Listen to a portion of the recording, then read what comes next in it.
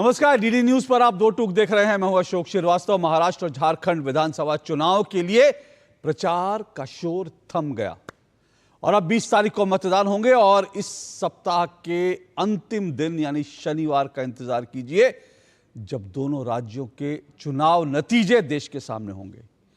ये दो विधानसभा चुनाव है, कहने के लिए छोटा चुनाव, दो राज्यों का चुनाव, लेकिन महाराष्ट्र में तो राष्ट्र है और झारखंड अपने आप में आदिवासियों की आवाज माना जाता है। इसलिए इन चुनाव नतीजों का देश की राजनीति पर बहुत गहरा असर पड़ेगा। हालांकि इन चुनाव में अगर हम बात करें इस चुनाव की, तो इस पूरे चुनाव में झारखंड से लेकर के महाराष्ट्र तक पूरे चुनाव को अगर एक मुद्दा डोमिनेट, एक नारा, मुद्दा तो नहीं कहना चाहिए, अगर एक नारा डोमिनेट कर रहा था तो वो नारा था बटेंगे तो कटेंगे, एक रहेंगे तो सेफ रहेंगे। जहां लोकसभा चुनाव में कांग्रेस ने संविधान और आरक्षण को लेकर एक नैरेटिव गढ़ दिया था और बीजेपी को डिफेंसिव मोड में ले आए थे, वहीं इस बार बीजेपी आक्रामक मोड में थी और बीजेपी ने बटेंगे तो कटेंगे, एक रहेंगे सेफ रहेंगे का जो नारा लगाया, मोदी योगी की जोड़ी जब मैदान में आई तो पूरा विपक्ष डिफेंसिव था।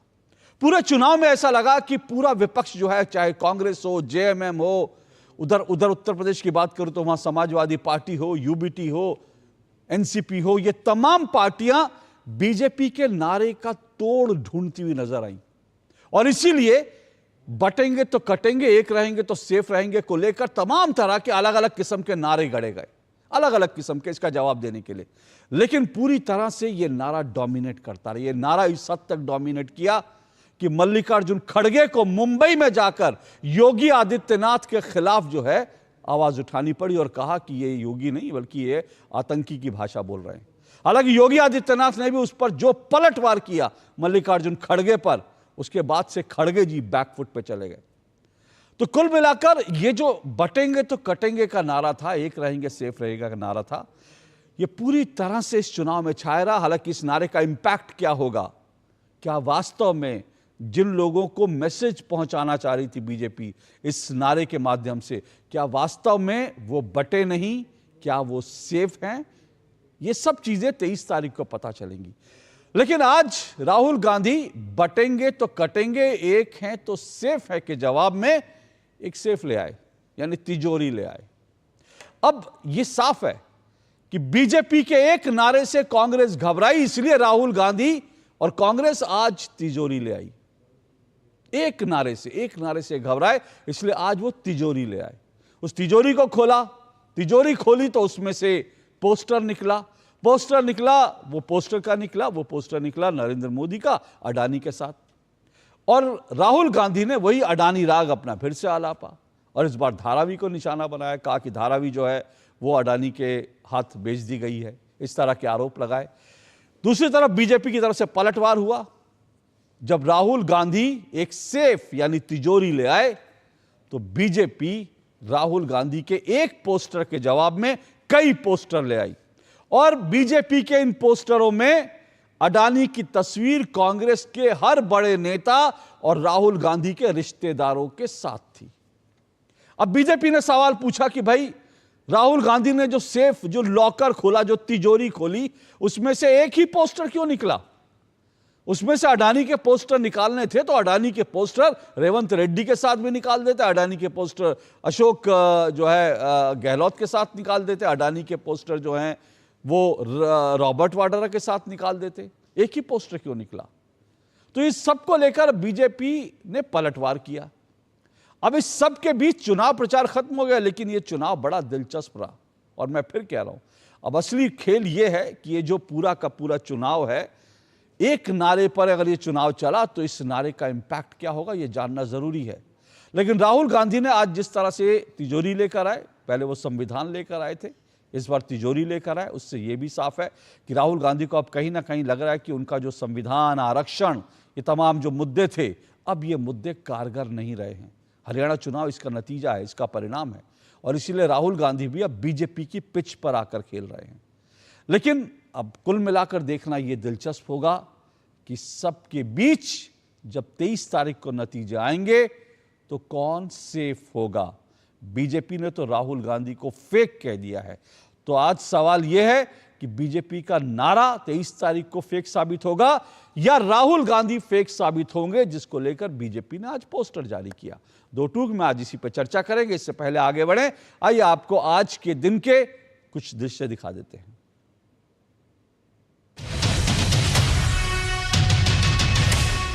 एक है तो सेफ है, एक है तो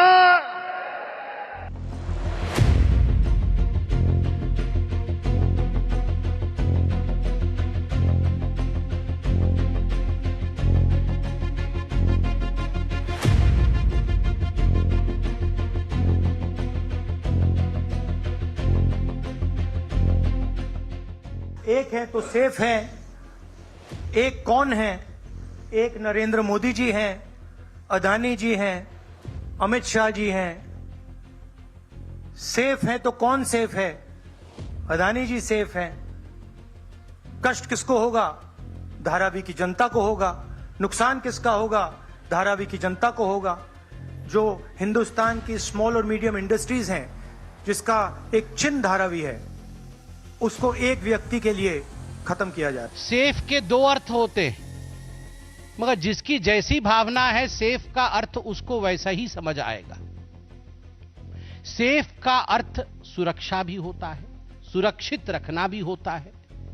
कैसे भारतवर्षियों को, भारत के नागरिकों को घुसपैठियों से सुरक्षित रखा जाए, समझने वाले सेफ का सही अर्थ समझते हैं। और सेफ का दूसरा अर्थ तिजोरी भी होता है, जाकी रही भावना जैसी। जो तिजोरी में सेंध मारते हैं बंसों से, दादा, परदादा, दादी, पापा, मम्मी, सबने मिलके जो सेंध मारने का काम किया है, तो स्वाभाविक रूप से जब आप सेफ बोलेंगे तो आपको तिजोरी ही दिखेगा। बीजेपी और आरएसएस,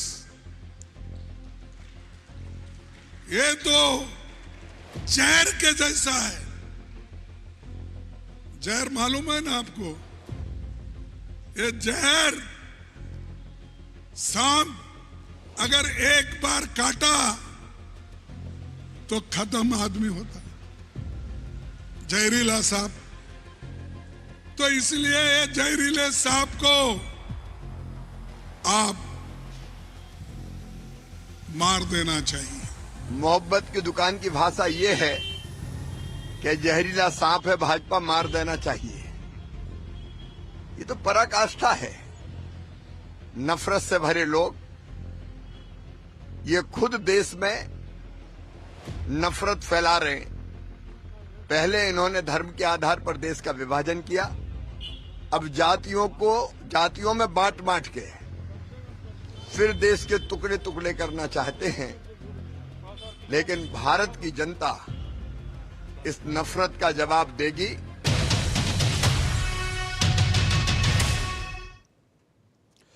तो सेफ के नारे से कांग्रेस इस कदर बौखलाई है कि वो बीजेपी और आरएसएस को मारने पर उतर आई है। ये भी सवाल है जिस पर आज चर्चा होनी चाहिए। लेकिन आज की डिबेट में पहले मेहमानों से परिचय करवा दूं। 4 मेहमान मेरे साथ आज की डिबेट में जुड़ चुके हैं। आइए परिचय करवाऊं। मेरे साथ सिद्धार्थ यादव जी जुड़ चुके हैं, बीजेपी के राष्ट्रीय प्रवक्ता हैं सिद्धार्थ यादव जी। मेरे साथ आनंद दुबे जी जुड़ चुके हैं, शिवसेना यूबीटी के प्रवक्ता हैं। मेरे साथ सैयद जवाद, राजनीतिक विश्लेषक, कांग्रेस समर्थक, और मेरे साथ अनुराग वर्मा जुड़े हैं। अनुराग वर्मा जो हैं वो वरिष्ठ पत्रकार हैं। आप चारों मेहमानों का बहुत बहुत शुक्रिया, स्वागत। शुरुआत सिद्धार्थ यादव जी आपसे कर रहा हूं। सिद्धार्थ यादव जी, राहुल गांधी कहते हैं कि भाई बीजेपी है और मोदी जी हैं तो इसलिए अडानी सेफ है, और इसीलिए आज उन्होंने तिजोरी से पोस्टर निकाला। जवाब में आप कहते हैं कि राहुल गांधी फेक है। ये क्या राजनीति है? देखिए, राजनीति तो अशोक जी देश समझ पा रहा है। इसके दो पहलू हैं। पहला पहलू यह है कि जब देश में एक नारा दिया गया कि एक है तो सेफ है, उस नारे से कितनी दिक्कत राहुल गांधी, उनके इकोसिस्टम, उनकी पार्टी को हुई। क्या वो उस नारे को लेकर के अपने ढंग से कोशिश में है कि कुछ ना कुछ एक नैरेटिव बिल्डिंग हम कर ले। नारे से पीछा छुट नहीं पा रहा, क्योंकि नारे ने वहां चोट पहुंचाई है जहां राहुल जी को सबसे ज्यादा दर्द होता है। जो लोग बांटने का विचार रखते हों, अगर उनके सामने एकता का मंच आ जाए तो उनको स्वाभाविक है कि बौखलाहट हो। ये जो दोहरा चरित्र है कांग्रेस पार्टी का, जहां जहां सरकार बनाएंगे वहां वहां बड़े टेंडर्स, बड़े कॉन्ट्रैक्ट्स अडानी को दिए जाएंगे। अडानी कॉर्पोरेशन को सरकार बड़े बड़े कॉन्ट्रैक्ट्स लेगी और मुख्यमंत्री खड़े होकर के हाथ मिलाएंगे। सब तमाम फोटोज हैं और मैं अभी वो फोटोज आपके शो पर दिखा सकता हूं। तेलंगाना के चीफ मिनिस्टर ने रिसेंटली वहां पर बड़े अच्छे से मुस्कुराते हुए, हाथ मिलाते हुए फोटो खिंचाई। 1000 करोड़ से ऊपर का एक प्रोजेक्ट अडानी जी को दिया गया। ऐसे अन्य जितने भी राज्य जहां पर कांग्रेस पार्टी का शासन है वहां पर ऐसा ही हुआ। राजस्थान में ऐसा ही हुआ, जहां जहां कांग्रेस पार्टी है। पर जैसे ही बात कहीं और की आएगी वैसे ही अशोक जी एक नैरेटिव के ऊपर कांग्रेस पार्टी चलती है। और राहुल जी को किसी ने सही समझा दिया है कि आप कोई एक आध दो विषय को पकड़ करके रखो, क्योंकि अगर बात चारों ओर फैली तो आप समेट नहीं पाओगे। जिस पत्रकार वार्ता में खड़े होकर के राहुल जी ये पोस्टरबाजी करने का काम कर रहे थे, उसी पत्रकार वार्ता में पूछा गया था कि झारखंड के अंदर 5000 रुपए देने की बात जेएमएम की सरकार ने करी थी प्रत्येक व्यक्ति को, वो तो पैसे नहीं दे पाए, उस मामले में बहुत पीछे रहे। तब आपको उस पर क्या कहना है? तब राहुल जी आबा दाबा होने लग गए, क्योंकि अगर बात कहीं और की जाएगी राहुल जी फंस जाएंगे। कोई हिमाचल का पूछ लेगा, कर्नाटक का पूछ लेगा तो राहुल जी फंस जाएंगे। पर राहुल जी कब सख्त हो सकते हैं? जब उनका नैरेटिव चलेगा। राहुल जी कब अपने आप को कॉन्फिडेंट महसूस करते हैं? जब वो नैरेटिव दिखा सकते हैं। और ये जो एक सेफ के ऑब्सेशन से वो बाहर नहीं आ पा रहे हैं, मतलब इतनी तिजोरियां घर में रखी, इतनी तिजोरियां घर में खोली कि आज भी तिजोरी में से निकाल करके कुछ दिखाना पड़ रहा है। ये राहुल जी का एक कमाल है और मैं मानता हूं कि इस कमाल को महाराष्ट्र की जनता और देश की जनता। तो आप उन्हें फेक क्यों कह रहे हैं सिद्धार्थ जी? फेक क्यों कह रहे हैं आप? राहुल गांधी फेक हैं? फेक तो अब कहा ही जाएगा अशोक जी। जो व्यक्ति झूठी बात, झूठा प्रपंच, झूठा नैरेटिव करेगा, फेक तो कहा ही जाएगा। जिस धारावी के प्रोजेक्ट को लेकर के झूठ फैलाने का काम, जो कंडीशंस लगा करके जो रीडेवलपमेंट का प्रोजेक्ट लेकर के आ रही थी, वही रीडेवलपमेंट का प्रोजेक्ट आज चल रहा है। तब किया जा रहा था तो बहुत अच्छा था, आज किया जा रहा है तो बहुत गलत है। ये फेक नहीं है तो क्या है? ओके, ठीक है, ठीक है। अभी कुछ आपकी आवाज़ में भी टेक्निकल प्रॉब्लम है, मैं उसको ठीक करवाता हूं। लेकिन मैं पहले आनंद दुबे जी आपके पास आ रहा हूं, इससे पहले कि मैं धारावी वाले बात पर आऊं जिसको लेकर सिद्धार्थ जी और कांग्रेस सवाल उठा रहे हैं। मेरा मन कह रहा है, जितना मैंने राजनीति को कवर किया है, मेरा मन कह रहा है कि अगर आज बाला साहब होते तो एक हैं तो सेफ हैं। आज बाला साहब इस नारे को लेकर के, आज मुझे लगता है वो इतना खुश होते और वो कहते हैं कि ये सही नारा है जिसकी इस देश में आवश्यकता थी। अब इस नारे को लेकर मजाक बनाया जा रहा है और बाला साहब ठाकरे की विरासत पर राजनीति करने वाली पार्टी जो है उसको इस नारे से तकलीफ हो रही है। क्या आप लोग फंस गए हैं इस नारे ने? क्या इस नारे ने आप लोगों को बैकफुट पर डाल दिया? अशोक जी नमस्ते। नमस्ते। जब ये शो शुरू हो रहा था तो आपने कहा कि भारतीय जनता पार्टी के नारे से बटेंगे तो कटेंगे से पूरा कांग्रेस और पूरा विपक्ष डर गया है। हाँ, हम लोग डर गए, हम लोग बहुत डरे हुए हैं, बहुत सहमे हुए हैं। हम सोच रहे थे अब तक कि हम लोग न तो बटेंगे और न ही कटेंगे, हम सब तो महंगाई और भ्रष्टाचार के खिलाफ डटेंगे, तभी तो इस देश में कुछ तानाशाही और अहंकारियों के पंख छटेंगे। हम सब जब जगेंगे तब वो भगेंगे, ऐसा हमें लगता था। हम लोग एक नारा दे रहे हैं कि सब साथ रहेंगे, सब आगे बढ़ेंगे, सब पढ़ेंगे, सब जगेंगे। लेकिन इस नारे से बीजेपी नहीं डर रही है। बीजेपी के बटेंगे कटेंगे से पूरा विपक्ष डर गया है, लेकिन हमारे प्यारे नारे से बीजेपी नहीं डर रही। वाह। और हिंदू हृदय सम्राट अगर आज बाला साहब ठाकरे जी होते तो जरूर दुखी होते कि क्या आजादी के 70 साल बाद भी हम लोग एक नहीं है और सेफ नहीं है। इसके लिए नारा लगाना पड़ रहा है बीजेपी को। बीजेपी इसलिए सत्ता में आई थी, 11 वर्ष से केंद्र में है, 2.5 वर्षों से 2.25 वर्षों से महाराष्ट्र राज्य में है। हम लोगों को एक नहीं कर पाई है, सेफ नहीं कर पाई है। वाह भाई वाह।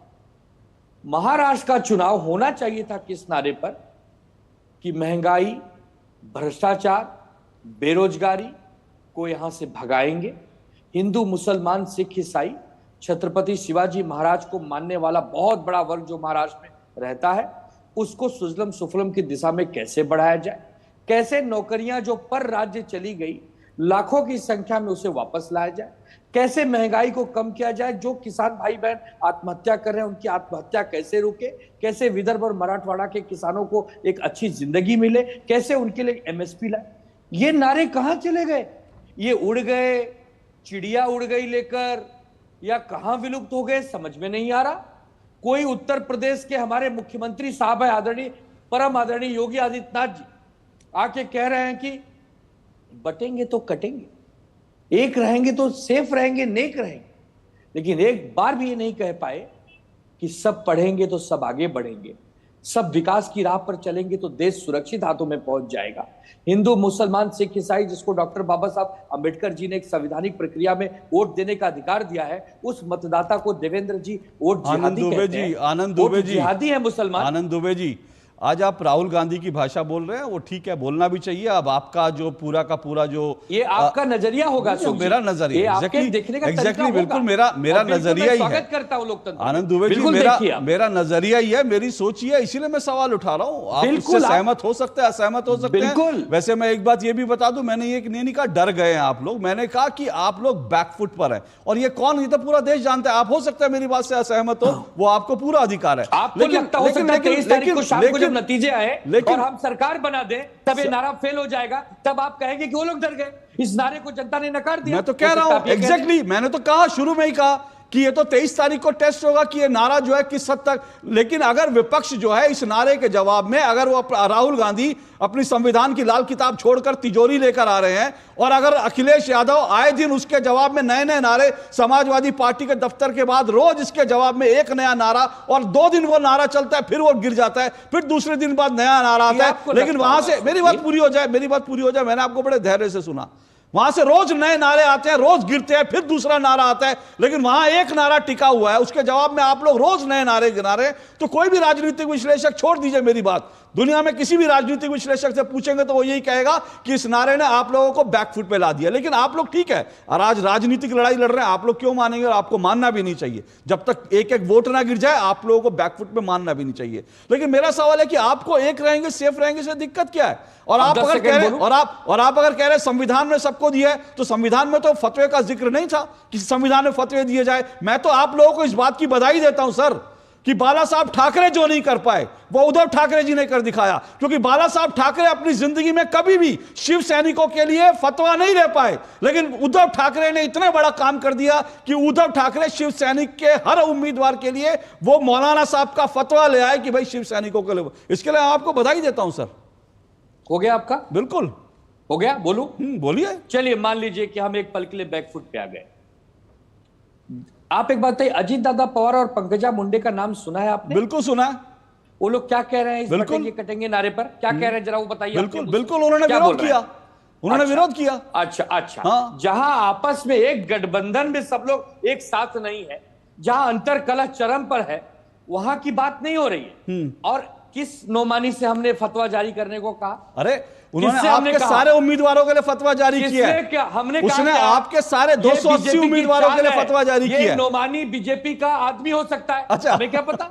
हमें क्या पता? हो सकता है बीजेपी ने करवाया, हम तो किसी नौमानी को नहीं जानते। बहुत बढ़िया। ओके, कौन नौमानी? ठीक, आई डोंट नो। ठीक कौन नौमानी? ऐसा नहीं करना चाहिए। अच्छी बात है। हमें आप हिंदू विरोधी मत बनाइए। हम लोग बहुत बड़े Hindu, I am a mad Hindu, गर्व से कौम हिंदू है। हिंदू ये सिखाता है कि सबको साथ लेकर चलो। जो प्रधानमंत्री जी भूल गए वो हम उन्हें याद दिला रहे हैं, सबका साथ और सबका विकास। सिद्धार्थ जी नौमानी तो आपका आदमी है भाई। दुबे जी कह रहे हैं नौमानी आपका आदमी है। आप लोगों ने पूरा के फतवा जो है इन लोगों के पक्ष में निकलवा दिया। नौमानी साहब आपके इतने बड़े वो खैर खाएं।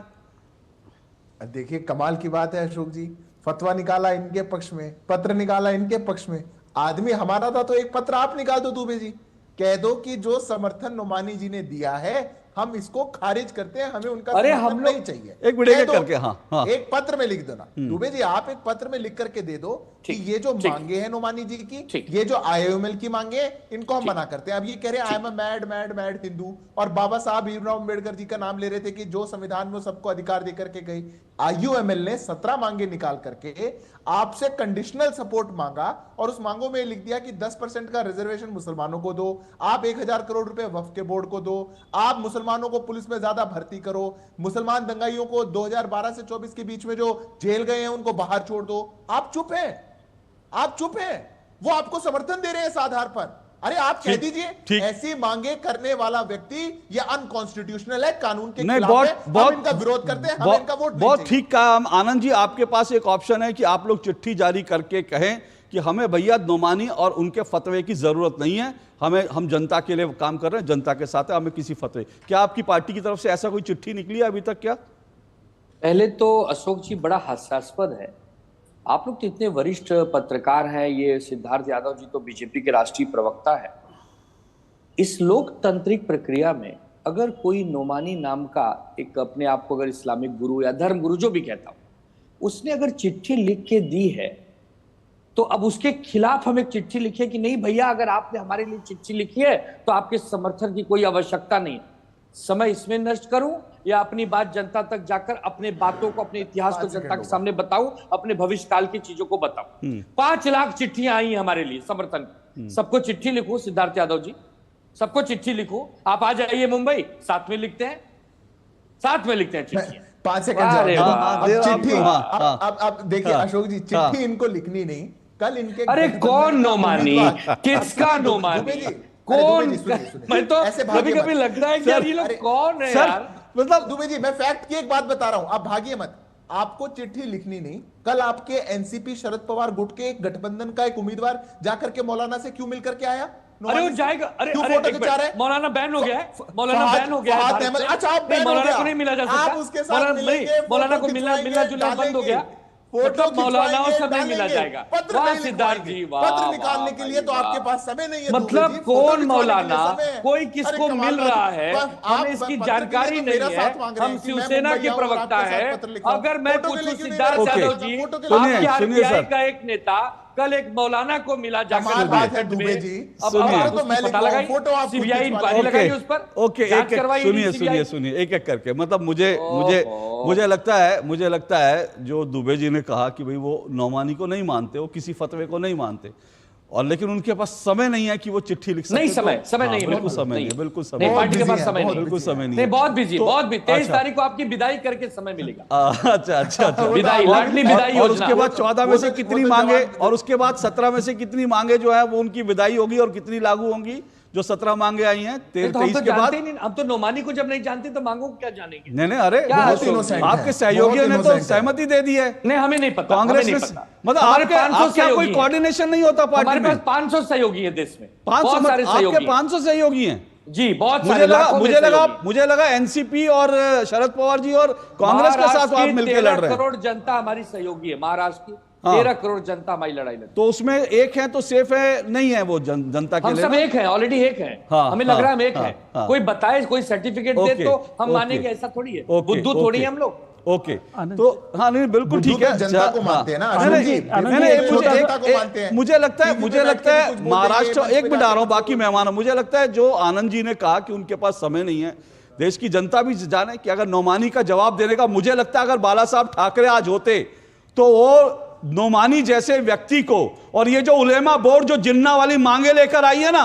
अगर आज बाला साहब ठाकरे होते तो उनके पास सारा चीज, हर चीज छोड़ करके आज वो नौमानी को पहले सबक सिखाते, फतवा जारी करने वालों को सबक सिखाते। लेकिन जो लोग कहते हैं कि हम बाला साहब ठाकरे के उत्तराधिकारी हैं, उनके पास आज इतना समय नहीं कि नौमानी जैसे 2% के जो मौलाना है जो फतवा जारी कर रहे हैं उनको जवाब दे सके। उनके पास आज जवाब देने के लिए समय नहीं है। मुझे लगता है महाराष्ट्र की जनता तय करेगी। अनुराग वर्मा, फिर मैं सैयद जवाद के पास आऊंगा। आनंद जी, आपने एक बात कही कि नौमानी के लिए आपके पास टाइम नहीं है, नौमानी को आप रिकॉग्नाइज नहीं करते, उसके लिए टाइम नहीं है।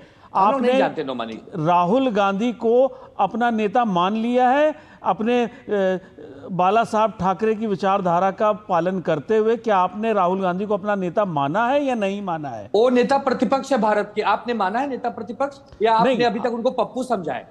नहीं, वो आपने क्या समझा है? नेता प्रतिपक्ष माना है? आपने आज से 2 सत्ता की जब तक आपको लालच नहीं थी तब तक आप क्या समझते थे? नहीं, हम तो उनको नेता ही नहीं, मानते छोड़ थे दीजिए, हमेशा। वो नेता हमेशा मानते हैं भाई। मानते थे। एक वो मुझे भारत के लगता है नेता मुझे लगता है एक प्रतिपक्ष मिनट मुझे लगता है ये सवाल वो नेता मानते हैं भाई, वो कह रहे हैं और अरे वो ठीक है, इंडिया विपक्ष गठबंधन के वो नेता है, विपक्ष के लीडर नेता ऑफ हैं, ऑपोजिशन। वो ठीक है। मैं एक मिनट सेटल कर देता हूं। राहुल गांधी विपक्ष के नेता हैं, इसमें कोई दो राय नहीं। आनंद दुबे के भी वो उनके गठबंधन के नेता हैं। ये आनंद दुबे भी मानते हैं, ये उद्धव ठाकरे भी मानते हैं। इसमें कोई दो राय नहीं है। इसमें कोई दो राय नहीं है। इसीलिए राहुल गांधी की जो विचारधारा थी, आज उस विचारधारा का बहुत हद तक आनंद दुबे समर्थन करते हैं, इसलिए नेता भी मानते हैं, बिल्कुल करते हैं। और इसीलिए आज आपको एक है तो सेफ है से एतराज है। और इसीलिए राहुल गांधी की पार्टी ने, जिस पार्टी ने कभी कहा था कि हिंदू आतंकवादी होते हैं, आज आपको वो विचारधारा से भी परहेज नहीं है। जिस राहुल गांधी ने कहा था कि सावरकर वीर नहीं है, जो मुकदमा आज भी लड़ रहे हैं, जो आज भी 2-2, 3-3 मुकदमे लड़ रहे हैं इस बात पर कि वीर सावरकर वीर नहीं है, वो विचारधारा भी आपको स्वीकार है, तो ठीक है, आपको बधाई, आपको ठीक है सर, आपको बधाई। मुझे उसमें कोई दिक्कत नहीं है, बिल्कुल बधाई, वीर है सावरकर जी, वो आपको बधाई, उसमें मुझे कोई दिक्कत नहीं है। मैं आता हूं सैयद जवाद के पास। सैयद जवाद, ये जो आज अडानी साहब का मुद्दा आया, ठीक है, तो अभी तो तेलंगाना सरकार ने अडानी के साथ 12,400 करोड़ के 4 MOU साइन किए, 100 करोड़ का चंदा भी ले लिया। 100 करोड़ का चंदा आप लेंगे, उसके बाद 12,400 करोड़ के दस्तखत करेंगे और वो तस्वीरें नहीं आएंगी। क्यों? एक ही अडानी जी की तस्वीर है, अडानी जी की बड़ी सारी तस्वीरें थी। अशोक भाई, बहुत बहुत धन्यवाद आपको और आपके सभी दर्शकों को मेरा जय हिंद, जय संविधान। देखिए, पूरी डिबेट को मैं सुनने के बाद 2-3 मौजू के ऊपर अपना एक एक करके बिंदुवार तरीके से अपना जवाब देना चाहूंगा। नंबर 1 बात, आपने अभी जो है शिवसेना जो है उद्धव ठाकरे जी के ग्रुप के जो प्रवक्ता हैं उनको घेरने की सज्जाद नौमानी पे कोशिश करी और आपने बड़ी अभद्र भाषा में सज्जाद नौमानी साहब की तौहीन करी, तो मैं उसका जो है बड़ा निंदापूर्वक आपके चैनल के माध्यम और आपको इस चीज के लिए जो है कहता हूं कि थोड़ा सा शब्द की मर्यादा हमारे जो कोई भी ठीक है, स्वीकार है। आपने सज्जाद नौमानी साहब की बात मुझे लगता है हाँ ठीक है, ओके, मुझे स्वीकार है। मुझे लगता है मुझे इस शब्द का, लेकिन मुझे लगता है कि इस तरह के फतवे देना ये असंवैधानिक है। और मुझे लगता है कि एक समुदाय को ये करके कि भाई एक समुदाय इसके लिए, और ये नौमानी साहब ने जो कहा, मुझे लगता है बिल्कुल ठीक आपने कहा, मुझे शायद उस शब्द का, लेकिन मुझे लगता है नौमानी साहब का ये कहना कि उन मुसलमानों का हुक्का पानी बंद कर देना चाहिए जिन मुसलमानों ने जो है बीजेपी, ये कौन सा संविधान में लिखा और ये कौन सी भाषा है, ये इसका भी मुझे लगता है फैसला होना चाहिए। देखिए बिल्कुल, मैं तो चाहता हूं कि राजनीति के अंदर धर्म का इस्तेमाल नहीं होना चाहिए, मैं इसके बिल्कुल खिलाफ हूं।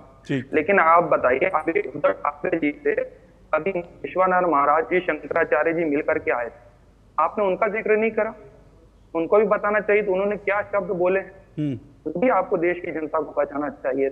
उन्होंने तो उद्धव जी का बिल्कुल एक तरीके से खुला समर्थन करा, जहां तक मैं समझ पाया हूं अपनी राजनीति का। आपने वो पहलू नहीं बताया उन चीज का। आप बताइए ना, आपको इसीलिए बुलाया ना, आप बताइए ना, कितना सम्मान है आप हमारे लिए भी और देश के अंदर भी ना। मैं तो सम्मान करता हूं सर, मैं सभी धार्मिक गुरुओं का, चाहे मेरे विरोध की विचारधारा के हो, फिर भी मैं सम्मान करता हूं। ये मेरे भारतीय संस्कार है, मेरे पारिवारिक संस्कार है। मैं अपने जितने भी मुखालफीन हैं, मैं उनका बड़ा एहतराम करता हूं, बड़ी इज्जत के साथ, उनकी दो बात होती है। लेकिन आप हमसे कभी कभार कहते हैं शब्दों की मर्यादा, तो हम बिल्कुल इस चीज का सम्मान करते हैं। नंबर 1 बात। आपने दूसरी बात करी, बटेंगे तो कटेंगे, एक रहेंगे तो सेफ रहेंगे। उसके बाद आदरणीय राहुल जी ने जो है वो अडानी का फोटो दिखाया, चीजें हुई, सारी चीज। धारावी के मुद्दे को लेकर के जो लगातार सवाल पूछे जा रहे हैं, उस मुद्दे को लेकर के अभी तक, आज तक, और इसमें ये पहली बार नहीं है, इससे पहले भारतीय जनता पार्टी के आप पूछ लीजिएगा जिनके ऊपर लगातार आरोप लगाए जा रहे थे, आज वो भारतीय जनता पार्टी के साथ जो है अपनी सरकार के अंदर हैं। मंत्री भी बहुत से लोगों को बनाया। मैं किरीट सुमैया जी का नाम नहीं लेना चाह रहा था, लेकिन उन्होंने बहुत से आरोप लगाए थे, किसके ऊपर लगाए थे वो लंबी बातचीत चली जाएगी, लेकिन अपने गिरबान में दिखना चाहिए। एक रहेंगे तो सेफ रहेंगे। क्या भारतीय जनता पार्टी का अलायंस एक है? जब खुद का अलायंस एक नहीं है तो सैयद जवाद सुनिए ना, मैंने आपसे जो सवाल पूछा था उस सवाल का जवाब नहीं आया। सिंपल सा मैं आपसे सीधा सवाल पूछ रहा हूं। मैंने आपसे एक रहेंगे सेफ रहेंगे, आप कहना चाहते हैं कहिए, मुझे कोई दिक्कत नहीं है, मैं उस पर भी आऊंगा। लेकिन मैंने आपसे सीधा सवाल पूछा कि जब कांग्रेस पार्टी की सरकारें 100 करोड़ चंदा ले लेती हैं अडानी से, उसके बाद 12,400 करोड़ का जो है MOU साइन कर लेती है, तब अडानी सेफ होते हैं, और तब अडानी सेफ होते हैं लेकिन बीजेपी के साथ जाते हैं तो फेक होते हैं, यही ना? अडानी आपके साथ सेफ हैं, उनके यहां फेक हैं। नहीं देखिए, अब आपने इस बात को कितना बेहतरीन तरीके से ट्विस्ट करी है। कांग्रेस के वरिष्ठ नेता राहुल गांधी जी, पूरी कांग्रेस पार्टी अडानी के मुद्दे को लेकर के लगातार घेर रही। रेवंत रेड्डी कौन है? कांग्रेस के नहीं है। रेवंत रेड्डी कांग्रेस के नहीं है, छोड़ दी क्या कांग्रेस उन्होंने? उनकी सरकार वहां तेलंगाना में किसकी सरकार है? बिल्कुल है। फिर मैंने सीधा सवाल पूछा, 100 करोड़ का चंदा, 100 करोड़ का चंदा, वो ठीक है? सुन लीजिए, साफ सीधी बात है, अडानी के जिन जिन प्रोजेक्ट को लेकर के संदेह है उस पे सवाल खड़े करे जाएंगे। मैं 100 करोड़ का चंदा पूछ रहा हूं, 100 करोड़ का चंदा ठीक है? सुन लीजिए, एक सेकंड, 100 करोड़ का चंदा ठीक है अडानी से? मैं अपनी बात मुकम्मल। अरे मैं आपसे सवाल पूछ रहा हूं सर, मुकम्मल कर लूं। आप कहिए। मैं समझ गया सर, आपका तर्क यह है कि जो आप लोग एमओयू साइन करते हैं वो बड़े संवैधानिक होते हैं, बीजेपी जो एमओयू साइन करते हैं असंवैधानिक होते हैं। मैं आपसे पूछ रहा हूं, 100 करोड़ का चंदा संवैधानिक है अडानी से? जिस तरीके से अडानी के कई प्रोजेक्ट के ऊपर, एक नहीं कई प्रोजेक्ट को लेकर के बाकायदा रिपोर्टें आई, हिंडनबर्ग की रिपोर्ट आई थी, आपको याद होगा। अडानी को लेकर के जेपीसी की मांग किसने करी? कांग्रेस ने करी। तो जिस अडानी के ऊपर हिंडनबर्ग की रिपोर्ट आ गई थी, उस अडानी से 100 करोड़ रुपए का चंदा क्यों लिया? मेरा सीधा फिर से सवाल। अरे सुन लीजिए, मेरे सुन लीजिए ना, सवाल सुन लीजिए, सवाल सुन लीजिए। अरे मैं मान गया आपकी बात, सवाल सुन लीजिए। आपने कहा अडानी को लेकर हिंडनबर्ग की रिपोर्ट आई, जिस अडानी को, सवाल सुनिए, जिस अडानी को लेकर हिंडनबर्ग की रिपोर्ट आई, उस अडानी से 100 करोड़ का चंदा क्यों ले लिया? मैं आपको फिर इस चीज का जवाब दे रहा हूं। फिर आपकी, अगर आपको दर्शकों को समझाना है या दर्शकों को, अरे सर आप समझाइए, मैं नहीं समझ पा रहा हूं ना, मैं समझा पा रहा हूं कि अडानी 100 करोड़ का चंदा लेने के लिए सही हो जाता है, अडानी बीजेपी रूल स्टेट में गलत हो जाता है, और अडानी जो है कांग्रेस रूल स्टेट में सही हो जाता है, वहां चंदा भी सही है, वहां एमओयू सही है। आप समझा दीजिए ना कि अडानी के ऊपर हिंडनबर्ग की रिपोर्ट कांग्रेस लेकर आई, आपने संसद ठप करा दी, उसके बाद उसी अडानी से 100 करोड़ का चंदा क्यों ले लिया? मुझे मेरे दर्शकों को समझाइए। तो बिल्कुल, अभी देखिए दर्शकों को कैसे समझ में आएगी, सिद्धार्थ को भी, भारतीय जनता पार्टी कितनी शानदार। अगर यही मुद्दा है, कांग्रेस पार्टी ने, आप कह रहे हैं कि पैसे कांग्रेस पार्टी ने भी 100 करोड़ का चंदा अडानी से लिया है। मैं नहीं कह रहा हूं सर, ये है, आपने खबर देखी नहीं क्या? मिस कर गया? अरे यही, अरे ठीक, अरे भाई मैं बात तो सुनिए, मैं ये कह रहा हूं कि अडानी के ऊपर जेपीसी आप बैठा लीजिए, कांग्रेस पार्टी अगर विरोध कर दे तो बात की बात नहीं, जेपीसी बैठाना नहीं, मैं कह रहा हूं इतना, अरे भाई जेपीसी बैठे ना बैठे, मतलब जेपीसी जब तक जेपीसी नहीं बैठेगी तब तक चंदा लेते रहेंगे अडानी से क्या? जब तक जेपीसी नहीं बैठेगी अडानी से चंदा लेते रहेंगे? अडानी के साथ, सुन लीजिए, अगर हमारे, अरे मुझे सर एक ना सुनिए, सही है जवाब, मैं बहुत समय दे चुका हूं, मुझे ब्रेक पे जाना है, मैं बहुत समय दे चुका हूं आपको। मुझे एक तर्क दीजिए, मुझे लगता है, मुझे नहीं, देश वालों को, देश के लोगों को तर्क दीजिए कि अडानी का 100 करोड़ चंदा कैसे जस्टिफाई है, जबकि आप लोग खुद हिंडनबर्ग को लेकर उछल रहे थे, संसद आपने ठप कर दी कि अडानी ये, अडानी वो, अडानी ये, तो 100 करोड़ का चंदा कैसे सही हो गया अडानी से? मेरे दर्शकों को समझाइए। अशोक भाई, फिर आपने गलत एलिगेशन लगाया कि संसद हमने नहीं चलने दी। पहली बार ऐसा हुआ अडानी के मुद्दे पर सत्ता पक्ष ने संसद नहीं चलने दी, पहली बार ऐसा हुआ। चलिए, आपके इस आरोप का कोई जवाब नहीं, 100 करोड़ का चंदा सही कैसे हो गया? मैं बिल्कुल नहीं कहा सही हो गया, मैंने कहा मतलब चंदा गलत है ना अडानी से?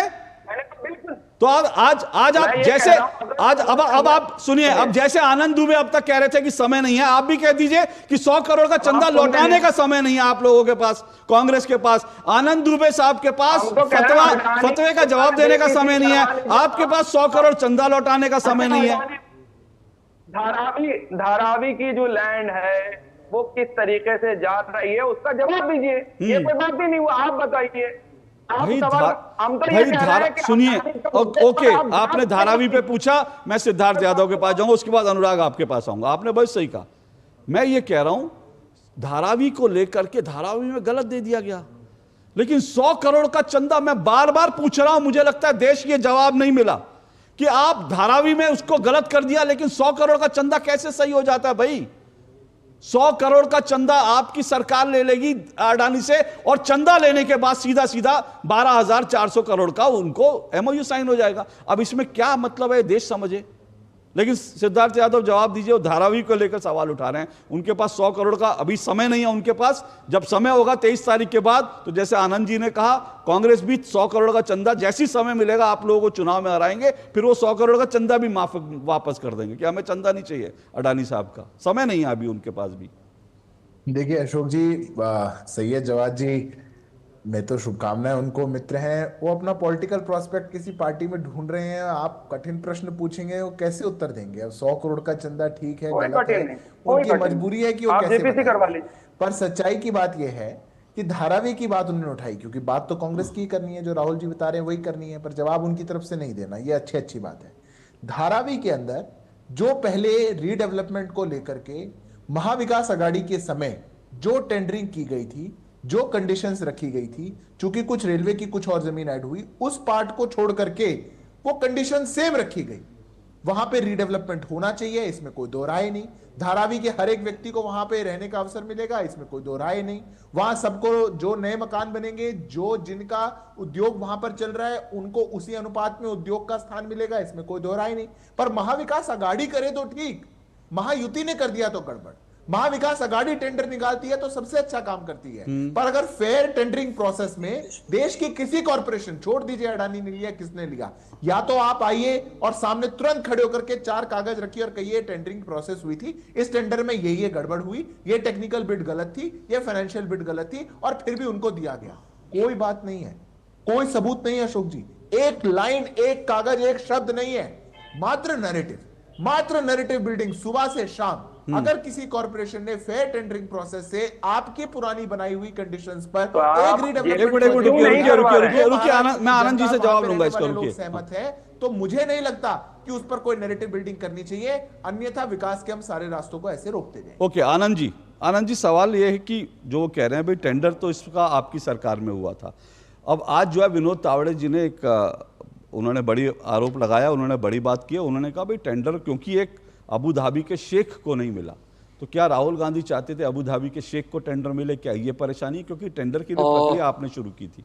अशोक जी ऐसा है कि हम पहले तो किसी व्यक्तिगत उद्योगपति के खिलाफ नहीं है, गौतम अडानी हो, टाटा हो, महिंद्रा हो, हम चाहते हैं कि इस देश में वो बड़े बड़े इंडस्ट्री लगाएं, लोगों को नौकरियां दे, देश को आगे बढ़ाएं, टैक्स के माध्यम से सेवा करें।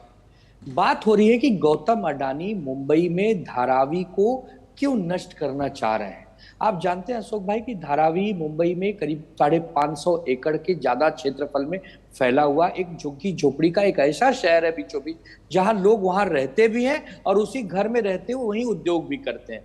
अडानी साहब चाहते हैं कि वहां से उन लोगों को शिफ्ट करके एक 25 किलोमीटर दूर, 30 किलोमीटर दूर उनको घर दिया जाए, दूर उनका रोजगार दिया जाए। वो अडानी के रहवासियों को मंजूर नहीं है।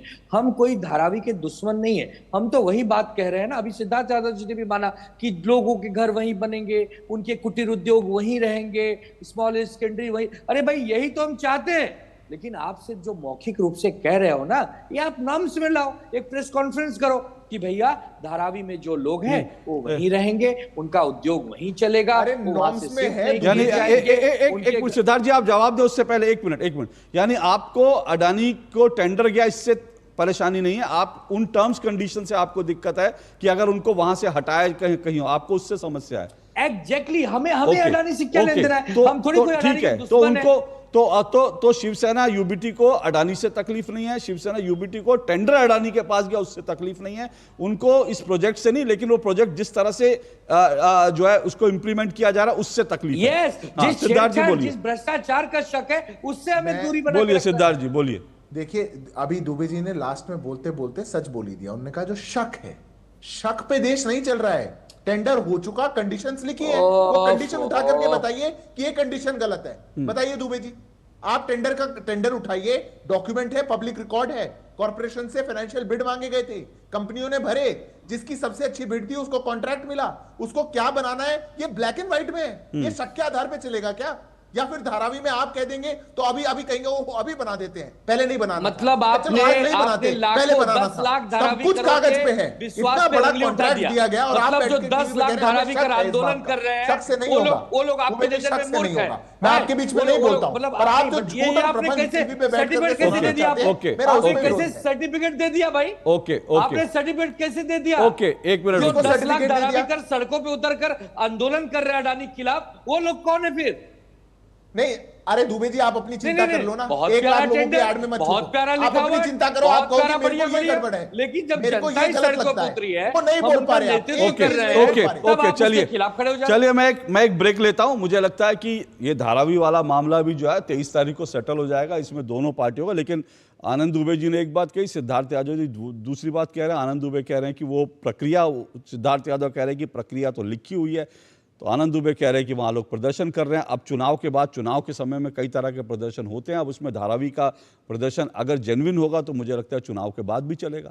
ये सब चीज़ें मुझे लगता है 23 तारीख को ही सेटल होंगी, उसके लिए इंतजार करना पड़ेगा। लेकिन मैं एक छोटा सा ब्रेक ले रहा हूँ, ब्रेक के बाद आ रहा हूँ, क्योंकि ये सवाल भी पूछना चाहिए कि सेफ नारे से कांग्रेस इस कदर क्यों बौखलाई कि भाजपा आरएसएस को मारने पर उतर आई। आऊँगा उस पर, और राहुल गांधी की प्रेस कॉन्फ्रेंस की भी बात होगी, क्योंकि एक वरिष्ठ महिला पत्रकार ने आज साफ तौर पर यह कहा है कि राहुल गांधी की पूरी प्रेस कॉन्फ्रेंस फिक्स थी और उसमें जो सवाल थे वो उन्हीं लोगों से जो पवन खेड़ा के पास मोबाइल में लिस्ट थी, उन लोगों से सवाल। ये भी सवाल उठाऊंगा इस छोटे से ब्रेक के बाद।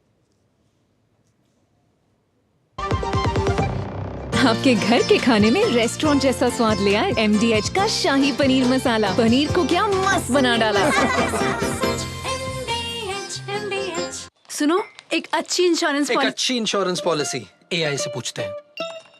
एक ऐसी पॉलिसी जिसमें प्रीमियम पेमेंट हो लिमिटेड पर इनकम आती रहे लाइफ टाइम। LIC का जीवन उत्सव। एक ऐसी पॉलिसी जो दे होल लाइफ इंश्योरेंस कवर भी। LIC का जीवन उत्सव। वाओ, चलो तो LIC की जीवन उत्सव पॉलिसी ही लेते हैं। मैं भी तुमसे यही कह रही थी, LIC का जीवन उत्सव। लाइफ टाइम सेलिब्रेशन मनाइए LIC के जीवन उत्सव के साथ, फ्यूचर सेट है। अरे क्या हो गया, पूरा का पूरा गांव यहाँ आ गया। भैया इसी हाथ से चारा खिलाते हो, तभी तो आपके गाय भैंसों की ब्याज सबसे ज्यादा है। पगले, ये चमत्कार इस हाथ का नहीं, हाथ में जो कपिला पशु आहार है उसका है, जो पशुओं की सेहत अच्छी रखता है और ब्याज भी बढ़ाता है। कपिला, देश का नंबर 1 पशु आहार। एक ऐसा तबका जो रिटायरमेंट के बारे में आज भी बिल्कुल नहीं सोचता, वो है औरतें। औरतें कमा के भी वल्नरेबल हैं। सो एनपीएस एक इक्वालिटी ला रहा है, हम सब एक बराबर प्लेटफॉर्म पे हैं। अपने बेहतर कल को सुनिश्चित करने के लिए एनपीएस जरूरी है। NTPC Green Energy Limited, a wholly owned subsidiary of NTPC Limited, a Maharatna CPSE, strategically focused on developing a portfolio of utility-scale renewable energy projects, launches an initial public offering of equity shares of face value of rupees 10 each through the book building process with a price band of rupees 102 to rupees 108 per equity share. Bid issue opens Tuesday, November 19, closes on Friday, November 22nd, 2024. For risk factors and more details, please refer to the RHP available on the websites of SEBI, BRLMs, stock exchanges and the company. जब धरती चीर कर निकलता है लोहे का पत्थर और मिलता है मोंगिया के जोश से, फिर तपता है, पिघलता है और बनता है फौलाद। अब होता है सरिया सारी खूबियों के साथ। मोंगिया स्टील, मजबूत देश का मजबूत सरिया। गोल्डी मसाले के 100 ग्राम के स्पेशल पैक्स में फ्रेशनेस लॉक है। ऐसे गोल्डी मसाले जहां जाएं रिश्ते बनाएं। दो टुक आप देख रहे हैं, दो टुक में हम चर्चा कर रहे हैं कौन सेफ कौन फेस कौन फेक, क्योंकि ये जो चुनावी लड़ाई है महाराष्ट्र और झारखंड की, आज चुनाव प्रचार का आखिरी दिन था और आज इस आखिरी दिन बीजेपी का जन नारा जिसको जो पूरे चुनाव में डोमिनेट करता रहा, एक है तो सेफ है, उसके जवाब में राहुल गांधी एक सेफ यानी तिजोरी ले आया और उससे एक तस्वीर निकाल दी अडानी के साथ प्रधानमंत्री नरेंद्र मोदी की। उसी को लेकर बीजेपी ने अडानी के साथ कांग्रेस के तमाम नेताओं की तस्वीरें लेकर नारा लगा दिया कि राहुल गांधी फेक हैं। इसी सब पर चर्चा कर रहे हैं। 4 मेहमान मेरे साथ जुड़े हुए हैं। सिद्धार्थ यादव बीजेपी से जुड़े हुए हैं, आनंद दुबे शिवसेना यूबीटी के प्रवक्ता हैं, सैयद जवाद राजनीतिक विश्लेषक कांग्रेस समर्थक हैं, अनुराग वर्मा है वरिष्ठ पत्रकार। अनुराग वर्मा, मैं जरा मेरे टीम से जरा मेघा प्रसाद का ट्वीट जो है वो जरा स्क्रीन पर दिखाइए, क्योंकि आज एक वरिष्ठ महिला पत्रकार ने ये बाकायदा कहा कि राहुल गांधी की जो पूरी प्रेस कॉन्फ्रेंस थी, उस प्रेस कॉन्फ्रेंस में देखिए उन्होंने कहा कि राहुल गांधी में की पीसी में जो सवाल लिए गए, पवन खेड़ा के फोन में एक लिस्ट थी और उस लिस्ट के अनुसार जिसमें पहले से तय था उन्हीं लोगों से सवाल पूछा। पीसी में बैठे लोग और हाथ उठाने, जो लोग हाथ उठा रहे थे पीसी में, जो सवाल पूछना चाहते थे, उनको पूरी तरह से नजरअंदाज किया गया। तो अनुराग वर्मा, राहुल गांधी तो, और राहुल गांधी का पूरा इकोसिस्टम दूसरों को गोदी मीडिया कहते हैं, दूसरों को फिक्स कहता है, ये तो असली गोदी मीडिया ये निकल गए। राहुल गांधी की पूरी प्रेस कॉन्फ्रेंस फिक्स थी आज। अशोक जी, राहुल गांधी जी की इस समय जो पोजीशन है वो ये है कि वो एक पुरानी कहावत नहीं बहुत चलती है कि खिसियानी बिल्ली खंबा नोचे। जिस तरह से पिछले हरियाणा चुनाव में उन लोगों ने जिस तरह से एक माहौल बनाया था अपने मीडिया के थ्रू, और खैर सभी ने उसको इंडोर्स भी किया था कि हरियाणा में काफ़ी हद तक कांग्रेस का अपर हैंड है, लेकिन जिस तरह से आखिरी के 2-4 दिनों में उनके हाथ से सब कुछ निकल गया, वो कहीं ना कहीं उसके लिए मीडिया को वो दोषी मानने लगे हैं कि मीडिया उनको, उनके जो फेक नैरेटिव को जनता तक ठीक से पहुंचा नहीं पा रहा है। अभी आपने जैसे जिस तरह से अडानी को डिफेम करने का चल रहा है, ये विचित्र राहुल जी की स्थिति है कि जो लेफ्ट के एजेंडे जिस तरह से चलते थे, एक जो पुरानी राजनीति होती थी कि व्यापारियों को, औद्योगिक घरानों को डिफेम करो और एंटी जो ग्रोथ, जो एंटी इंडस्ट्रियलाइजेशन की जो वो सेंटीमेंट होता था, उसको इनकैश करके राजनीति करो। वो आज भी वो वामपंथियों, उसी तरह के वामपंथियों से घिरे हुए हैं और कहीं ना कहीं वो देश के विकास की बात ना करके वो उस सेंटिमेंट को इनकैश करना चाहते हैं कि अडानी को सब कुछ दे दिया गया। अरे कहां दे दिया गया? या अगर दे दिया गया तो क्या पहले तुम्हारे 50 साल के शासन में नहीं दिया गया? क्या तुम्हारे को तो प्रूफ हुआ, तुम लोग हारे हो इस पे? राहुल गांधी 2014 से के चुनाव से पहले, जो अडानी है, अडानी तो 2014 वो चाय का ठेला लगाते थे हमारे ऑफिस के बाहर। 2014 के पास ऐसा हुआ उनके चाय का ठेला जो है वो कोई भी व्यापार कर रहा है, व्यापार उसका तो सरकार के साथ। ठीक है, अंबानी जी भी जो है 2014 से पहले वो भी चाय का ठेला लगाते थे, वो अलग बात है। वो इंदिरा जी को भी चाय पिलाते थे, विमान में चाय पिलाते थे, वो एक अलग बात है।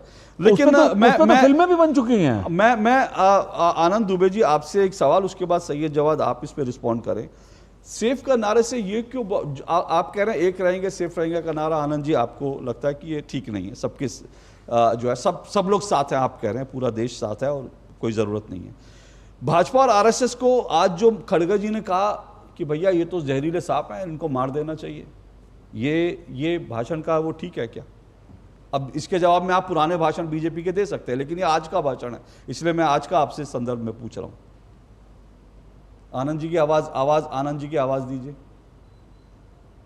मैं आवाज आ रही है? जी आ रही है। मैं ये नहीं कहूंगा कि मल्लिकार्जुन खड़गे जी ने जो कहा तो उस पर पलटवार करते हुए पुराने मोदी जी के भाषण को लाऊं, लेकिन हाँ ये है कि अगर जिस प्रकार से नफरती भाषण हो रही है, सबके बोलने का अपना तरीका होता है। हो सकता है मल्लिकार्जुन खड़गे जी का कहने का तरीका ये था कि भाई जो नफरत फैला रहे हैं, जो हिंसा की बात कर रहे हैं, उनके फन को या उस सांपों को जो फुफकारते हैं, उस सांपों के फन को कुचल देना चाहिए।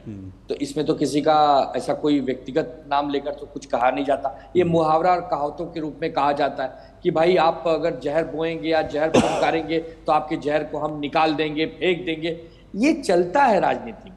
देखिए राजनीति में जब एक रहेंगे तो सेफ रहेंगे, नहीं चलता, एक रहेंगे सेफ रहेंगे नहीं चलता, लेकिन बीजेपी और वो नफरती वो सांप हैं, वो जहरीले सांप है, उनको मार देना चाहिए, ये मुहावरा है। नहीं एक मिनट, ठीक है सर, मैं तो आप ही की बात को आगे बढ़ा रहा हूं। मैं वही कह रहा हूं कि हम एक हैं, हम सेफ हैं, हम नेक हैं, हम सब न कहीं कट रहे हैं न कहीं बट रहे हैं, ये सब है। ये बीजेपी के लिए नारा होगा। हमारा नारा है सबका साथ सबका विकास, हमारा नारा है महंगाई से मुक्ति, हमारा नारा है भ्रष्टाचार मुक्त देश, हमारा नारा है कि लोगों को रोजगार कैसे, ये हमारे नारे हैं। ठीक है, और खड़गे जी का नारा है कि बीजेपी आरएसएस को मार दो। खड़गे जी का नारा तो आज ये था कि बीजेपी और अब उसकी व्याख्या आपने कर ली अपने हिसाब से, ठीक है, वो आपको व्याख्या करने का समय है, आपने व्याख्या कर ली। थोड़ा सा ऐसी व्याख्या मुझे लगता है कि वो जो फतवे है उसकी भी व्याख्या करने का थोड़ा समय, नोमानी साहब की व्याख्या, उनके फतवे का भी समय निकालना चाहिए था, लेकिन आपने ये जो समय निकाले नहीं जानते, कोई बात नहीं सर, बढ़िया बात है, आप नहीं जानते, अच्छी बात है। मजे की बात है कि अगर आप 23 तारीख के बाद भी ना जाने, जीते हारे तो बहुत अच्छा होगा, लेकिन मैं नहीं जानता 23 इसके बाद क्या होगा। मैं आ रहा हूं सैयद जवाद, एक और ब्रेक लेना, ब्रेक के बाद आप ही के पास आओ।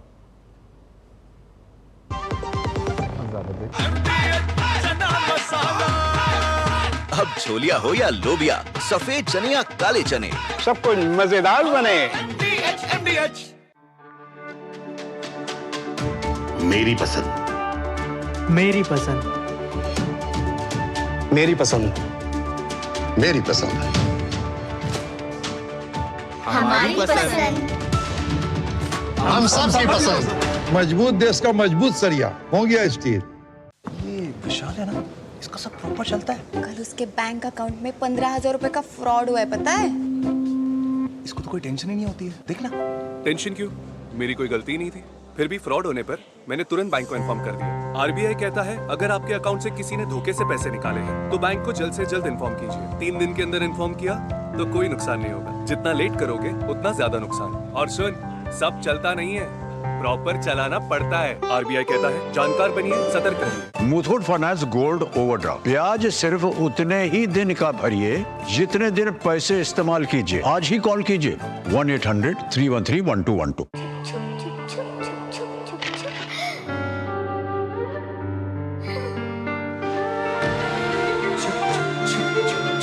आ जाओ। Yes papa. जिंदगी किसी के लिए नहीं रुकती, हम भी आपको कहां रुकने देंगे। जिंदगी के हर मोड़ पर LIC है तो इंश्योर्ड है। LIC, हर पल आपके साथ। ये सोलर पावर बन गया। फ्यूचर बन गया। क्या चल रहा है बेबी? पापा और मैं फ्यूचर बना फ्यूचर ही तो बना रहे हैं, हर ओर डीकार्बोनाइजेशन बढ़ा के और सालों से प्रोड्यूस होते वॉट्स में ग्रीन मिला के। NTPC Green, a wholly owned subsidiary of NTPC Limited, brightening India's tomorrow with green watts. अब आया असली स्वाद। अब आया स्वाद। जब स्वाद के पड़े हो लाले तो MDH का चंकी चाट मसाला डालें। MDH का चंकी चाट मसाला। MDH। दो टुक आप देख रहे हैं और दो टुक में आज हम चर्चा कर रहे हैं कौन सेफ कौन फेक, इसी पर चर्चा चल रही है। बोलिए सैयद जवाद। बीजेपी RSS जो है वो जहरीले सांप हैं और उनको मार देना चाहिए। ये तो एक है सेफ है से मतलब एक है सेफ है भड़काऊ नारा है, भड़काऊ बयान है, और ये जो है बड़ा ही सज्जन और शालीनता से भरी बात है। आनंद जी को नहीं, देखिए मुस्कुरा रहे आनंद जी, क्यों आनंद जी? ये तो बड़ी सभ्यता और सज्जनता से मैं जवाब दे दूं आपको। हाँ बोलिए बोलिए। नहीं देखिए अशोक भाई, जब आप विपक्ष को जब आप चुनाव के अंदर होते हैं तो आरोप प्रत्यारोप और कटाक्ष जो है वाद विवाद संवाद सब होगा, लेकिन बहरहाल इसके कि कांग्रेस को मुक्त कर दिए, कांग्रेस मुक्त बनेगा भारत, ये इसका अर्थ मैं क्या निकालूं? दूसरा, जब आप अपने विपक्षी दलों को और अलायंस के साथियों को आप सांप नेवला छछूंदर इस सारे लफ्जों से उखाड़ते हैं, आप मुक्त को मारने से तुलना कर रहे हैं। सुनिए सैयद जवाद, आपकी उर्दू बहुत अच्छी होगी, मुझे आपसे उर्दू सीखनी चाहिए, लेकिन आपको मेरे से हिंदी सीखनी चाहिए। और मैं आपको हिंदी में बता दूं, मुक्त होना और मार देना दोनों में बहुत फर्क है। मैं अपने कार्यक्रम को सैयद जवाद से मुक्त करना चाहता हूं क्योंकि सैयद जवाद मेरे कार्यक्रम में शोर मचाते हैं, लेकिन मैं सैयद जवाद को जहरीले सांप पे मारना चाहता हूं। सर दोनों में बड़ा फर्क है। हिंदी आप नहीं समझते तो आपको हिंदी में सिखा रहा हूं, उर्दू आप मुझे सिखा सकते हैं। मारने में, मुक्त होने में जमीन आसमान का फर्क है। अच्छा, अब भाजपा के कौन से नेता ने दिल्ली के अंदर कहा था? हाँ एग्जैक्टली, मैंने एग्जैक्टली यही कहा। बिल्कुल, अब आप आनंद जी ने नहीं गिनवाए, लेकिन आप बीजेपी के पुराने बयान गिनवा सकते हैं, बिल्कुल, क्योंकि जस्टिफाई करने का तरीका यही होता है। आप गिनवाइए पुराने बीजेपी के, बिल्कुल ठीक है। हाँ कि अरे भाई, आप जब नेहरू जी, मुगलों की और पुराने लोगों की हिस्ट्री बनाएंगे, मैं तो अभी का वाकया बता रहा हूं। बिल्कुल बिल्कुल, बताइए सर, बताइए बताइए। आज तक राहुल गांधी जी की डायरेक्ट उनकी हत्या करने की बात भारतीय जनता पार्टी की बड़े नेताओं ने करी। क्या आज तक भारतीय जनता पार्टी ने उन नेताओं को अपनी पार्टी से अरे सर, मैंने तो ये कहा ही नहीं पार्टी से निकालने के। खड़गे जी को कौन पार्टी से निकालेगा? वो पार्टी के अध्यक्ष है। मैं तो कह भी नहीं सकता कि उनको पार्टी से निकालिए। कौन निकालेगा? पार्टी के राष्ट्रीय अध्यक्ष हैं भाई वो। सुन लीजिए, अब आप समझ लीजिए, कांग्रेस पार्टी भारतीय जनता पार्टी से डरने वाली नहीं है। वो जिस भाषा में सुनना चाहती है, या तो अपनी भाषा सत्ता पक्ष के लोग संभालें। अगर आप इधर ईंट से बोलेंगे तो यहाँ पर ईंट का जवाब आप पत्थर से दिया जाएगा। ये एक मुहावरा है, इसको गलत डायरेक्शन में मत घुमा लीजिएगा। ये मुहावरा है कि कांग्रेस पार्टी सक्षम है भारतीय जनता पार्टी के ईंट का जवाब ठीक है भाई सिद्धार्थ यादव जी, आप ईंट मारेंगे तो पत्थर से जवाब मिलेगा। आप कहेंगे एक रहेंगे, सेफ रहेंगे, तो फिर वो कहेंगे कि भाई हम बीजेपी आरएसएस साफ है, हम मारेंगे। आप ईंट मार रहे हैं, वो पत्थर मार रहे हैं, सिंपल सी बात है। मैं मानता नहीं अशोक जी कि ये मुहावरा यहाँ पे फिट होता है, क्योंकि एक रहेंगे सेफ रहेंगे तो कांग्रेस पार्टी भी खुद भी कह सकती है, खुद के लिए भी है। कांग्रेस पार्टी एक रह ले, सेफ हो जाएगी। फिर एक नहीं है, वो बंटते हैं, प्रॉब्लम है। एक राष्ट्रीय अध्यक्ष चुनाव में लोकतंत्र के बीच में दूसरी पार्टी के लिए ये कह दे कि ये जहरीला सांप है और जहरीले सांप को मार देना चाहिए। राष्ट्रीय अध्यक्ष, अरे वो सैयद जवाद नहीं है कांग्रेस पार्टी के, वो मल्लिकार्जुन खड़गे हैं। एक मिनट रुकिए, सैयद जवाद, कोई आपत्ति नहीं होती, क्योंकि सैयद जवाद तो कुछ भी कह सकते हैं। पर मल्लिकार्जुन खड़गे कह रहे हैं कि वो पार्टी जहरीला सांप है, आप उनको मार दीजिए। मैं मानता हूं अशोक जी, इससे दुर्भाग्यपूर्ण कुछ नहीं हो सकता, पर ये दिखाता है कि कांग्रेस पार्टी कितने विष से भरी। रुकिए सैयद जवाद, रुकिए एक मिनट। सैयद जवाद रुकिए। अब आप एक मिनट, खड़गे जी की भाषा, खड़गे जी ने जो कहा उसको यहां इंप्लीमेंट मत करने लगी है। सुन लीजिए उनको, आपने अपनी बात बोली, उनको सुन लीजिए। अब आप ये थोड़ी है, आप इतने उत्साही हो जाते हैं कि खड़गे जी ने कह दिया बीजेपी को मार देना है तो सिद्धार्थ यादव जी की आवाज बंद कर देनी है। इतना मत उत्साही होइए। खड़गे जी ने तो मुहावरा कहा आपके अनुसार, तो मुहावरा कहा तो इतना आप उत्तेजित क्यों हो गए उनकी बात पे? उनकी बात को इंप्लीमेंट आज मत करिए, किसी और दिन करने के लिए रखिए। सिद्धार्थ यादव अपनी बात पूरी कीजिए, फिर अनुराग जी मैं अपनी बात पूरी कर दूं। मुहावरा कहना, कुछ हिंट करना, इस बात में और इस आर्ग्यूमेंट से उनकी जितनी गंभीरता से एक राष्ट्रीय अध्यक्ष की कहीं भी बात कही गई है, उसको दबाने का प्रयास किसी भी प्रवक्ता को टीवी में बैठ करके नहीं करना चाहिए। पर यह बस दिखाता है कितना विष कांग्रेस पार्टी के अंदर है और कितनी नफरत अब कांग्रेस पार्टी में भर चुकी है अपने अन्य राजनीतिक दलों के लिए। जो सिलसिला शुरू हुआ था नरेंद्र मोदी जी को गाली देने से, वो भाजपा के सब नेता, भाजपा के प्रवक्ता, भाजपा के कार्यकर्ता और भाजपा के से जुड़े सब लोग अनुराग, क्या आपको लगता है कि एक रहेंगे तो सेफ रहेंगे? ये नारे, इस नारे का टेस्ट है 23 तारीख को, क्योंकि ये नारा, मतलब मेरी बात से असहमत हो सकता है, डेमोक्रेसी है, लेकिन मुझे लगता है कि इस नारे ने, पूरे नारे ने डोमिनेट किया इन चुनावों को। बिल्कुल, जैसे 2024 के लोकसभा चुनाव में एक संविधान की एक किताब ने डोमिनेट किया, उसी तरह से महाराष्ट्र चुनाव में इस नारे ने डोमिनेट किया। और अशोक जी, इसमें सिर्फ एक इस नारे का ही टेस्ट नहीं है, एक चीज और बहुत बड़ा टेस्ट है कि असली शिवसेना कौन है, कौन सी शिवसेना बाला साहब ठाकरे की लिगेसी किसके पास जाएगी, एनसीपी की जो लिगेसी है वो किसके पास जाएगी, अजीत पवार के पास या शरद पवार के पास रहेगी। ये जो चुनाव है, ये महाराष्ट्र के चुनाव की आने वाले समय की रणनीति को और राजनीति को तय करने वाला चुनाव है कि कौन है असली शिवसेना और कौन है असली एनसीपी। इसीलिए मैं महाराष्ट्र के लोगों से सिर्फ एक ही अपील करूंगा कि ये चुनाव बहुत इंपॉर्टेंट है, वोट जरूर देने जरूर जाइएगा। 20 तारीख अब ज्यादा दूर नहीं है, प्रचार थम गया है। और सिद्धार्थ जी को और साथ साथ जो है आनंद दुबे जी, आप लोगों को शुभकामनाएं। अब तो वोटिंग का समय है, लेकिन थोड़ा समय निकालिएगा, कभी कभी चिट्ठी पत्री में लिख लिया करिए। लेकिन आज के लिए इतना ही, कल आपसे मुलाकात होगी, इजाजत दीजिए, नमस्कार।